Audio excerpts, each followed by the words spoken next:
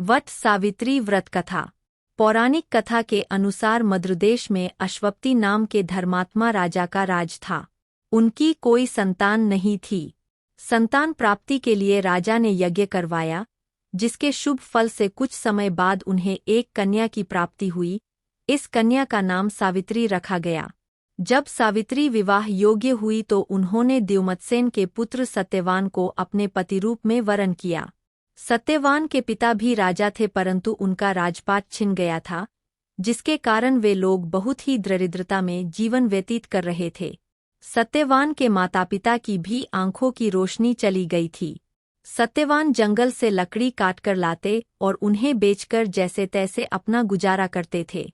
जब सावित्री और सत्यवान के विवाह की बात चली तब नारद मुनि ने सावित्री के पिता राजा अश्वपति को बताया कि सत्यवान अल्पायु है और विवाह के 1 वर्ष पश्चात ही उनकी मृत्यु हो जाएगी। जिसके बाद सावित्री के पिता ने उन्हें समझाने के बहुत प्रयास किए, परंतु सावित्री यह सब जानने के बाद भी अपने निर्णय पर अडिग रही। अंततः सावित्री और सत्यवान का विवाह हो गया। इसके बाद सावित्री सास-ससुर और पति की सेवा में लग गई। समय बीतता गया और वह दिन भी आ गया जो नारद मुनि ने सत्यवान की मृत्यु के लिए बताया था। उसी दिन सावित्री भी सत्यवान के साथ वन को गई।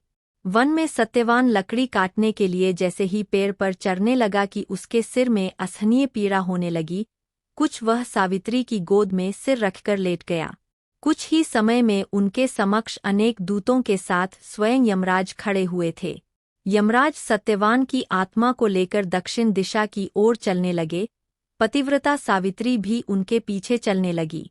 आगे जाकर यमराज ने सावित्री से कहा, हे पतिव्रता नारी, जहाँ तक मनुष्य साथ दे सकता है, तुमने अपने पति का साथ दे दिया, अब तुम लौट जाओ। इस पर सावित्री ने कहा, जहाँ तक मेरे पति जाएंगे, वहाँ तक मुझे जाना चाहिए। यही सनातन सत्य है। यमराज सावित्री की वाणी सुनकर प्रसन्न हुए और उनसे 3 वर मांगने को कहा। सावित्री ने कहा, मेरे सास-ससुर अंधे हैं, उन्हें नेत्र ज्योति दें। यमराज ने तथास्तु कहकर उसे लौट जाने को कहा और आगे बढ़ने लगे, किंतु सावित्री यम के पीछे ही चलती रही। यमराज ने प्रसन्न होकर पुनः वर मांगने को कहा। सावित्री ने वर मांगा, मेरे ससुर का खोया हुआ राज्य उन्हें वापस मिल जाए। इसके बाद सावित्री ने यमदेव से वर मांगा, मैं सत्यवान के 100 पुत्रों की माँ बनना चाहती हूँ, कृपा कर आप मुझे यह वरदान दें। सावित्री की पतिभक्ति से प्रसन्न हो सावित्री से तथास्तु कहा। जिसके बाद सावित्री ने कहा कि मेरे पति के प्राण तो आप लेकर जा रहे हैं, तो आपके पुत्र प्राप्ति का वरदान कैसे पूर्ण होगा।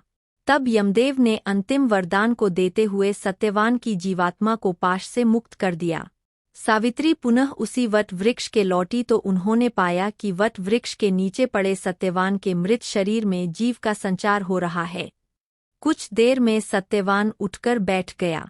उधर सत्यवान के माता-पिता की आंखें भी ठीक हो गईं और उनका खोया हुआ राज्य भी वापस मिल गया।